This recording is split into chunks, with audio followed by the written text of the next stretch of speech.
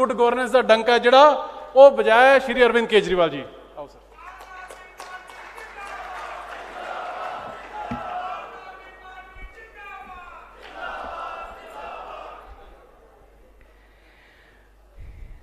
आज बठिंडा से आसपास के इलाकों से और पंजाब के कई कोने कोने से आए हुए सभी व्यापारी भाइयों को मेरा नमस्कार, मेरा प्रणाम, सत श्री अकाल। मैं पिछले 1-1.5 महीने से कई जगह जा जाके व्यापारियों से बातचीत कर रहा हूं। सबसे पहले मैं लुधियाना गया, वहां पे भी इसी तरह से कई सारे व्यापारियों से बात हुई। वहां पे जो मुद्दे निकल के आए उन मुद्दों के ऊपर हमने बात की। फिर मैं जालंधर गया, जालंधर में भी व्यापारियों से काफ़ी विस्तार में चर्चा हुई। आज बठिंडा में आप लोगों से चर्चा हुई। अभी तक अपने देश में जो माहौल है, चुनाव आते हैं, जब चुनाव आते हैं तो पार्टियों को जनता की याद आती है। 5 साल तो जनता की याद आती नहीं है। फिर जब जनता की याद आती है तो अपने कमरे में बैठ के फिर कुछ मैनिफेस्टो बनाते हैं। अभी मैं आपको अमन अरोड़ा जी ने बताया कि एक पार्टी ने मैनिफेस्टो बनाया, 13 पॉइंट लिखे हैं। उन्हें पता ही नहीं जनता को चाहिए क्या। हम भी बना सकते थे, हम भी बैठ जाते कमरे के अंदर और बना लेते, अपने 4-5 एमएलए को बिठा लेते, हम बैठ जाते और बना लेते। जब तक हम आपके बीच में आके आपसे समस्याओं के बारे में नहीं, और केवल समस्या नहीं, अपने को पंजाब को एक अलग लेवल पे ले जाना है, विकास के अलग लेवल पे ले जाना है अपने को, वो कैसे ले जाना है ये तो आप ही लोग बताओगे ना। मनीष सिसोदिया जी ने दिल्ली के अंदर स्कूल ठीक करे, हमारे सतेंद्र जैन जी ने दिल्ली के अंदर मोहल्ला क्लिनिक बनाए, सरकारी अस्पताल ठीक करे। कैसे करे? ऐसा थोड़ी कि हमको सब कुछ आता था, पर यह जरूर है कि हम 24 घंटे जनता के बीच में घूमते रहते हैं और हम उन लोगों को ढूंढते हैं जिनको ये काम आता है, उनके साथ बैठ के बनाते हैं। तो मैं शुक्रिया अदा करता हूं सतीश अरोड़ा जी का, करनैल सिंह जी का, प्रदीप बंसल जी का, तरसीम गर्ग जी का, राजेंद्र मित्तल जी का, अजय बंसल जी का। मैं उम्मीद करता हूं इन लोगों ने जो जो बातें कही वही मोटे मोटे तौर पे बाकी लोगों की भी बातें होंगी। मैं सारी नोट कर रहा था। सतीश अरोड़ा जी ने होटल इंडस्ट्री के बारे में बताया। 1700 होटल बैंकरप्ट हो गए, 2700 होटल बंद हो गए। कोरोना बहुत बड़ी महामारी थी जिसकी वजह से सारे बिजनेस पे असर पड़ा, उसका तो कुछ कर नहीं सकते थे, पूरी दुनिया के अंदर महामारी थी। लेकिन उस कोरोना की महामारी में जो जिम्मेदार सरकारें थी, जो सेंसिटिव सरकारें थी, उन्होंने अपने लोगों के साथ मिलकर उनका साथ दिया। दिल्ली के अंदर जिस तरह से 24 घंटे हमने जनता का साथ दिया, व्यापारियों का साथ दिया, जो लोग बीमार हो गए उनका साथ दिया, उसकी तारीफ सारे मुल्क में हो रही है। दुर्भाग्यवश उस वक्त जब पंजाब के अंदर कोरोना फैला था, यहां की सरकार अपने लोगों को अनाथ छोड़ के, और आपस में उस टाइम सीएम की कुर्सी की लड़ाई चल रही थी यहां पे। उन्हें ना व्यापारियों की चिंता थी, ना अस्पतालों की चिंता थी, ना दवाई की चिंता थी। करनैल सिंह जी ने भ्रष्टाचार के बारे में कहा कि करप्शन बहुत ज़्यादा हो गया, करप्शन को ठीक करना है, इंस्पेक्टर राज ठीक करना है। उन्होंने 2000 करोड़ रुपए का लोन है उसके बारे में चर्चा की। प्रदीप बंसल जी ने छोटे व्यापारियों की बात की, बिल्कुल सही बात है। मैंने अक्सर देखा इस किस्म की मीटिंग में बड़ी बड़ी इंडस्ट्री और बड़ी बड़ी उसकी तो बात होती है व्यापार की, छोटे व्यापारियों की कोई नहीं बात करता। और छोटे व्यापारी हमारी अर्थव्यवस्था की रीढ़ की हड्डी हैं। छोटा व्यापारी रीढ़ की हड्डी है।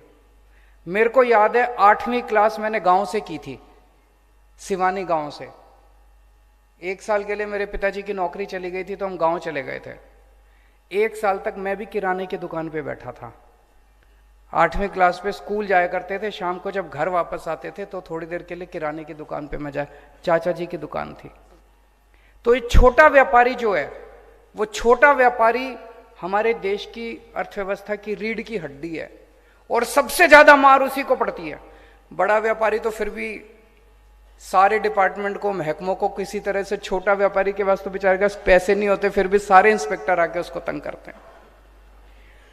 तरसीम गर्ग जी ने बड़ी इंपॉर्टेंट बात कही, इस पे मैं विस्तार पे बात करूंगा। उन्होंने कहा कि बठिंडा के अंदर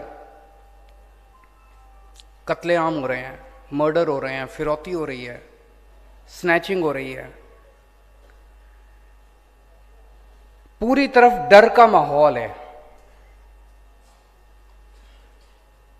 इसके ऊपर मैं थोड़ा सा डिटेल में बात करूंगा। राजेंद्र मित्तल जी ने कॉटन के व्यापारियों की बात करी, 400 मिल होती थी पहले, अब केवल 40 रह गई हैं। और अजय बंसल जी ने भी वही कहा कि पहले एग्जिस्टिंग इंडस्ट्री को तो बचा लो, जो भी आता है। मैं, ये बड़ी अच्छी बात आज निकल के आई है, किसी भी मुख्यमंत्री को देख लो देश भर में, वो बड़े बड़े सम्मेलन करते हैं, उसमें बड़े बड़े इंडस्ट्रियलिस्ट को बुलाते हैं, बड़े बड़े साहूकारों को बुलाते हैं और कहते हैं अब इतने करोड़ का इन्वेस्टमेंट होएगा। अरे जो इन्वेस्टमेंट हो गया उसको तो बचा लो। नहीं, जो इंडस्ट्री लगी हुई है, दुकानें लगी हुई हैं, वो तो उजड़ रही हैं, वो तो पंजाब से उठ उठ के दूसरे राज्यों में जा रही हैं। जो इंडस्ट्री यहां लगी थी अब वो उठ उठ के दूसरे राज्यों में जा रही हैं, वो तो बच नहीं रही, वो तो बंद होती जा रही हैं, और हम नई इंडस्ट्री की बात कर रहे हैं। अजय बांसल जी ने बड़ी अच्छी बात कही, उन्होंने कहा जी दिवाली आ गई और अब सारे इंस्पेक्टर अपनी दिवाली लेने पहुंच जाते हैं। ये दिल्ली में भी होता था। मेरे को याद है 2 साल पहले दिवाली के टाइम कई सारे व्यापारी हमारे पास आए, मैं और मनीष सिसोदिया जी थे। उन्होंने आके कहा जी आप कहते हो हमने इंस्पेक्टर आज खत्म कर दिया, ये दिवाली के टाइम पे आपके इंस्पेक्टर आ रहे हैं हमारे पास। तो हमने लिखित आदेश पारित कर दिया कि कोई भी डिपार्टमेंट का कोई भी अधिकारी किसी भी दुकान पे दिवाली के टाइम पे नहीं जाएगा। लेकिन ऑर्डर कौन मानता? ऑर्डर तो कोई मानता नहीं है। आप जितने मर्जी ऑर्डर पास कर दो, इंस्पेक्टर को दुकान में जाने से कौन रोक सकता है? तो उसी ऑर्डर में हमने लिखा कि अगर कोई आपके यहां अधिकारी या कोई इंस्पेक्टर आ जाए तो ये व्हाट्सएप नंबर है, दूर से उसकी फोटो खींच के इस पे व्हाट्सएप कर देना। भाई साहब, उसके बाद इंस्पेक्टरों ने दिवाली लेना बंद कर दिया। फिर दिवाली जनता की होती थी, इंस्पेक्टर अपने घर पे दिवाली मनाता था, जनता अपने घर पे दिवाली मनाती थी। तो इंस्पेक्टर राज खत्म करना हमको आता है, और इंस्पेक्टर राज खत्म करने की हमारी नीयत है, क्योंकि हमारी नीयत साफ है। अगर नीयत खराब हो तो अखबार में बड़े बड़े ऐड तो निकलते हैं, लेकिन इंस्पेक्टर आज खत्म नहीं होता। बातें बड़ी बड़ी होता नहीं है। मेरे पास मैं कल शाम को भटिंडा पहुंच गया था। मेरे पास कल कुछ व्यापारी आए शाम को मिलने के लिए। उन्होंने भी यही बात कही, बोले जी पिछले कुछ दिनों में 4 मर्डर हो चुके हैं भटिंडा में। पूरी तरफ चारों तरफ फिरौतियों का माहौल है, व्यापारी डरा हुआ है, स्नैचिंग हो रही है। शाम अगर कोई घर से बाहर निकलता है तो चारों तरफ देखता है कि कोई मेरा पीछा तो नहीं कर रहा। एक जोजो टैक्स करके भी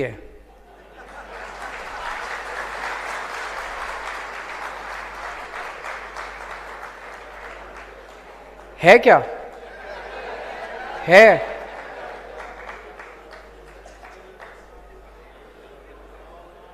तो दोस्तों, ऐसे माहौल में व्यापारी अपना व्यापार कैसे करेगा?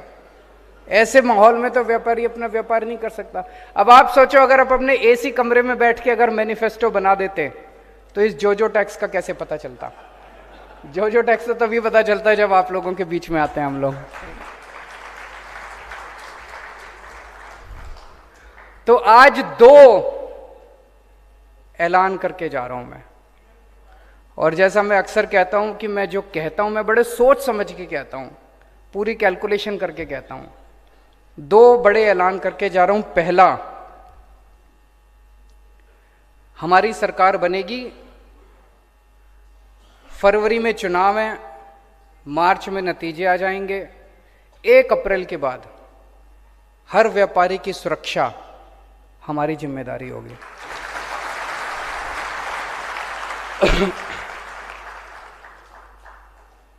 और आज आपको कहने के जा रहा हूं, उसके बाद डरने की जरूरत नहीं है। ऐसी व्यवस्था पैदा करेंगे, जैसा मैंने कहा मनीष सिसोदिया जी ने बस व्हाट्सएप नंबर दे दिया, उस व्हाट्सएप नंबर को देने की जरूरत थी, उसके बाद किसी की हिम्मत नहीं हुई, किसी इंस्पेक्टर की हिम्मत नहीं हुई। एक और मैं आपको बताता हूं, इसको पंजाब में भी लागू करेंगे। दिल्ली में इन्होंने हमको करने नहीं दिया, शुरू में हमने किया था। जब दिल्ली में नई नई हमारी सरकार बनी, 49 दिन की सरकार, आप में से पता नहीं कितने लोगों को जाने का मौका मिला उस टाइम दिल्ली। भाई साहब, दिल्ली के अंदर रिश्वत कम नहीं हुई थी, बंद हो गई थी रिश्वतखोरी। मैंने सबको बोला, ऐलान कर दिया, होर्डिंग लगा दिए चारों तरफ कि अब अगर आपसे कोई रिश्वत मांगे, मना मत करना, अपना मोबाइल फोन निकाल लेना, उसकी रिकॉर्डिंग कर लेना। और ये मेरा व्हाट्सएप नंबर है, पर्सनल व्हाट्सएप नंबर दे दिया, अपनी रिकॉर्डिंग करके और मेरे को भेज देना। अब तमाशा देखो, किसी दफ्तर में कोई जाता था, अफसर कुछ उसको कहता था, वो कहता था फोन निकालूं, फोन निकालूं। मेरे को कुछ करने की जरूरत नहीं पड़ी, अपने आप पूरे 49 दिन की सरकार थी, 49 दिन में जितनी शिकायतें आई, 32 अफसरों को मैंने जेल भेज दिया।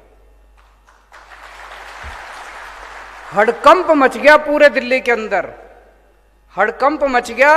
अफसरों ने पैसे लेने बंद कर दिए, ट्रैफिक पुलिस के अंदर पैसे लेने बंद कर दिया, सबने सब।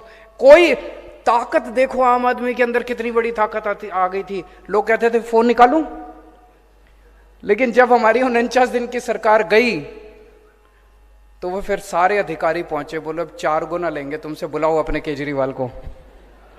लेकिन फिर आके दोबारा ठीक किया, फिर केंद्र सरकार ने हमारी एंटी करप्शन ब्रांच छीन ली, हम जो कर रहे थे वो कर नहीं पाए।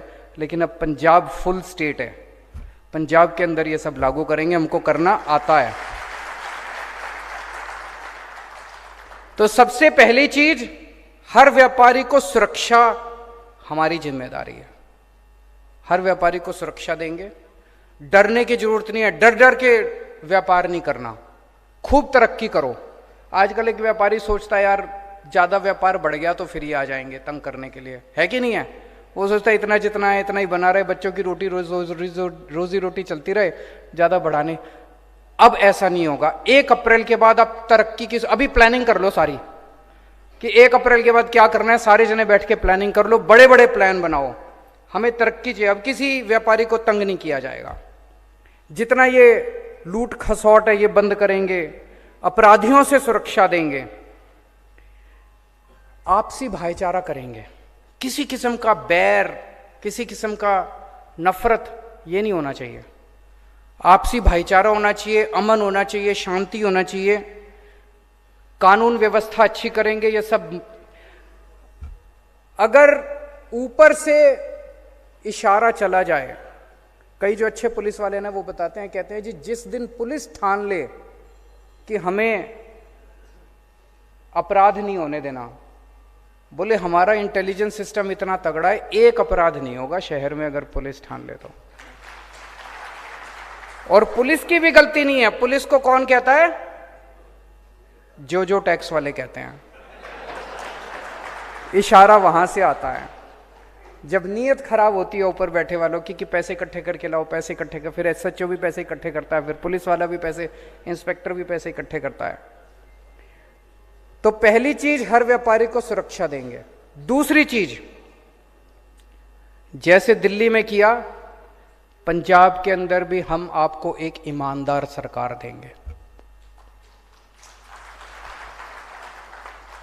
ये बहुत बड़ी बात कह रहा हूं मैं। आज तक राजनीति के अंदर किसी ने ईमानदारी की बात करी नहीं थी। ईमानदार कोई बचा ही नहीं था। न पार्टी बची थी, न नेता बचे थे। भ्रष्टाचार की बातें होनी बंद हो गई थी। सारे ही भ्रष्टाचारी थे। कौन करेगा भ्रष्टाचार की बात? सारे ही चोर थे, सारे ही डकैत थे। पहली बार एक पार्टी आई है जो कह रही है कि दिल्ली के अंदर ईमानदार सरकार बनाइए, पंजाब के अंदर भी आपको एक ईमानदार सरकार देंगे। ये जितने भ्रष्टाचारियों के जाल हैं, भ्रष्टाचारी नेता, भ्रष्टाचारी अफसर, इनसे आपको मुक्ति दिलाएंगे। ये जो हफ्ते का सिस्टम है इससे मुक्ति दिलाएंगे, ये जो महीने का सिस्टम है इससे मुक्ति दिलाएंगे, इंस्पेक्टर राज से मुक्ति दिलाएंगे। करके दिखाया है, दिल्ली के अंदर रेड राज बंद कर दिया, इंस्पेक्टर राज बंद कर दिया। और उसके लिए पूरी व्यवस्था जानबूझ के हम लोगों ने ऐसी व्यवस्था बना रखी है कि इंस्पेक्टर राज चलता रहे, पैसे इकट्ठे होते रहे। कानून बदलेंगे, रूल्स बदलेंगे, ऑर्डर बदलेंगे, व्यवस्था बदलेंगे, ताकि इंस्पेक्टर के पास पैसे लेने का कोई जरिया ही ना बचे। और आज कह के जा रहा हूं, यहां पे जो जो टैक्स बंद करेंगे, और उनको भी कह रहा हूं कि अभी बंद कर दो, ज्यादा अच्छा है। तो अब किसी व्यापारी को तंग नहीं किया जाएगा, व्यापारियों को इज्जत बख्शी जाएगी। जिस तरह से व्यापारियों को कहते हैं बिचौलिया है, बिचौलिया है, बिचौलिया है, ये बिचौलिया शब्द बंद किया जाएगा। व्यापारी जो है वो 24 घंटे मेहनत करके कमाई करता है। लुधियाना में और जालंधर में जब व्यापारियों से बात करी तो दो बड़ी चीजें निकल के आई जो मैं कहना चाहता हूं। एक तो ये कि बिजली का पावर कट बहुत लग रहा है, तो पावर कट बंद करेंगे। दिल्ली में भी पहले बहुत पावर कट लगता था, जैसे पंजाब में अभी स्थिति है वैसे दिल्ली में भी स्थिति थी। पंजाब में पावर की कमी नहीं है, पंजाब पावर प्रोड्यूसिंग स्टेट है, लेकिन बिजली फिर भी नहीं आ रही। दिल्ली में भी पावर की कमी नहीं थी, बिजली खूब थी, फिर भी बिजली नहीं आती थी। जब हमारी सरकार बनी पहली बार 7-7, 8-8 घंटे के 2014 में पावर कट लगा करते थे। दिक्कत क्या थी दिल्ली में, मैं समझता हूं पंजाब में भी शायद वही दिक्कत होगी, उसको स्टडी करेंगे। और दिल्ली में क्या दिक्कत थी कि जितनी तारें थी, ट्रांसफार्मर थी, पुराने हो चुके थे, गल गए थे। जब मर्जी कोई ट्रांसफार्मर फूक गया, जब मर्जी कोई ट्रांसफार्मर खराब हो गया, जब मर्जी कोई तार खराब हो गई। मैंने और सतिंदर जैन जो हमारे पावर मिनिस्टर हैं, हम दोनों ने मिलकर खड़े होकर 2.5 साल के अंदर, 2.5-3 साल के अंदर हमने सारे बदलवाए। आज दिल्ली के अंदर 24 घंटे बिजली आती है। तो दिल्ली के अंदर जैसे 24 घंटे बिजली करी, ऐसे ही पंजाब के अंदर बिजली देंगे आपको, 24 घंटे बिजली देंगे। और एक मुझे बताया गया कि वैट के रिफंड बहुत ज्यादा, पुराना जो वैट था तब के रिफंड पेंडिंग पड़े हैं। तो आप लोगों का पैसा सरकार के अंदर पड़ा हुआ है, ये सारे वैट के रिफंड 3 से 4 महीने के अंदर सरकार बनने के सारे वैट के रिफंड हम आपको दिलवाएंगे। सारी पार्टियों को व्यापारियों की याद आती है चुनाव के पहले। चुनाव के पहले क्यों याद आती है? सारी पार्टियों को व्यापारियों से पैसा चाहिए, मेरे को आपसे पैसा नहीं चाहिए। मैं आपको पंजाब की तरक्की में पार्टनर बनाने आया हूं, भागीदार बनाने आया हूं। हम मिलके तरक्की करेंगे, पंजाब की मिलके तरक्की करेंगे, डर का माहौल खत्म करेंगे, अच्छा माहौल पैदा करेंगे। यह बात मैंने जालंधर में और लुधियाना में भी कही थी। 2 दिन बाद मैंने अखबार में पढ़ा कि चन्नी साहब ने बयान दिया है कि मैं आपको पार्टनर बनाना चाहता हूं। मैंने कहा कि हम इंस्पेक्टर राज खत्म करेंगे, तो चन्नी साहब ने अखबार में इश्तिहार लगाया कि मैं इंस्पेक्टर राज खत्म करूंगा। तो कर दो, अभी तो 2 महीने हैं, क्यों नहीं करते? कहते क्यों हो? चन्नी साहब कह रहे हैं मैं इंस्पेक्टर राज खत्म करूंगा, करो ना, करते क्यों नहीं? नीयत नहीं है, नीयत खराब है। करना हो तो 2 महीने क्या, 49 दिन ही बहुत थे। 49 दिन के अंदर ऐसा करिश्मा करके दिखाया था दिल्ली के अंदर, पूरी दुनिया में चर्चा हुई थी। चन्नी साहब के पास तो 5 महीने मिले हैं उनको। अगर वो चाहें इंस्पेक्टर राज भी खत्म कर सकते हैं, इंडस्ट्री को पार्टनर भी बना सकते हैं, आपकी समस्याएं भी दूर कर सकते हैं। होगा नहीं, इसीलिए मैं कहता हूं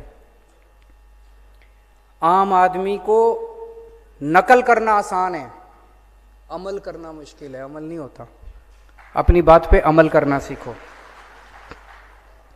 कल हमने किसानों के साथ इसी तरह का डायलॉग किया, बहुत अच्छा रहा। किसानों से भी उनकी समस्याएं सुनी, और मैं समझता हूं कि पंजाब की अर्थव्यवस्था के, पंजाब के विकास के 2 पहिए हैं। एक पहिया है किसान और मजदूर, और दूसरा पहिया है व्यापारी और उद्योग। ये दोनों पहिए जब तक नहीं चलेंगे तब तक पंजाब का विकास नहीं हो सकता। ये दोनों पहिए मजबूत होने चाहिए, ये दोनों पहिए मिलके चलने चाहिए, इन दोनों को साथ मिला के चलाएंगे। जैसे दिल्ली के अंदर आज पूरे देश में कहीं चले जाओ, कल एक किसान ने खड़े होकर बोला जी मैं दिल्ली गया था, आपका स्कूल देखा, बड़े अच्छे स्कूल बना दिया आपने, आपके अस्पताल मोहल्ला क्लिनिक देखे, बड़े अच्छे बना दिए। पूरे देश के अंदर चर्चा हो रही है जिस किस्म की शिक्षा के अंदर और स्वास्थ्य के क्षेत्र में दिल्ली के अंदर क्रांति हुई है, वैसी क्रांति पंजाब के अंदर किसानी और व्यापार के क्षेत्र में उसी किस्म की क्रांति करेंगे।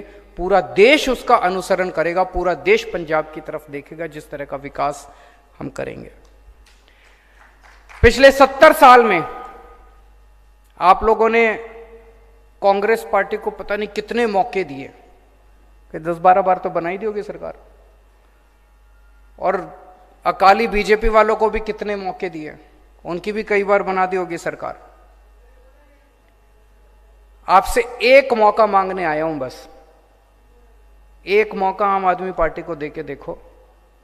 दिल्ली के व्यापारी पहले कहा जाता था सारे बीजेपी के होते थे, 5 साल के अंदर सारे आम आदमी पार्टी के हो गए।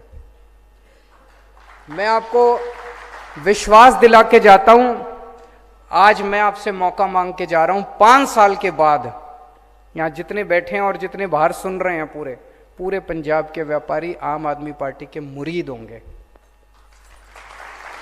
हमने कोई जो टैक्स लगा के या गुंडा टैक्स लगा के या फर्जी केस करके ऐसे लोगों को नहीं डराया, हमने लोगों का दिल जीता है, लोगों के काम करे हैं, लोगों के बच्चों का भविष्य बनाया है, उनके परिवार का ख्याल रखा है। तो पंजाब एक मौका आम आदमी पार्टी को देखे, मैं आपको वचन दिलाता हूं कि सारी पार्टियों का आप भूल जाएंगे, उसके बाद आम आदमी पार्टी को हिलाने वाला कोई नहीं मिलेगा पंजाब के अंदर। आपका बहुत बहुत शुक्रिया, बहुत दूर दूर से आप लोग आए हैं, थैंक यू सो मच। बहुत बहुत धन्यवाद सीएम साहब। सीएम साहब देखो, मेरा रंग दे बसंती चोला, मेरा रंग दे वो पत्थर ਦੇ ਉੱਪਰ ਲਕੀਰ ਹੈ सर, क्योंकि मैं पिछली बार भी 16 ਦੇ ਵਿੱਚ 26/10 ਨੂੰ ਇਸੇ ਪ੍ਰੋਗਰਾਮ ਇੱਥੇ ਹੀ ਪ੍ਰੋਗਰਾਮ ਕੀਤਾ ਸੀ ਵਪਾਰੀਆਂ ਦਾ। ਮੈਂ ਇਹਨਾਂ ਦੇ ਵਿੱਚੋਂ ਐ ਸੋ ਇੱਕ ਬੜੇ ਪਿਆਰ ਨਾਲ ਸਤਿਕਾਰ ਨਾਲ ਹੱਥ ਜੋੜ ਕੇ ਸਿਰ ਝੁਕਾ ਕੇ ਇੱਕ ਪਿਆਰ ਭਰਿਆ ਲਾਂਭਾ ਮੈਂ ਦੇਣਾ ਚਾਹੁੰਦਾ ਮੇਰੇ ਵਪਾਰੀ ਭਰਾਵਾਂ ਨੂੰ।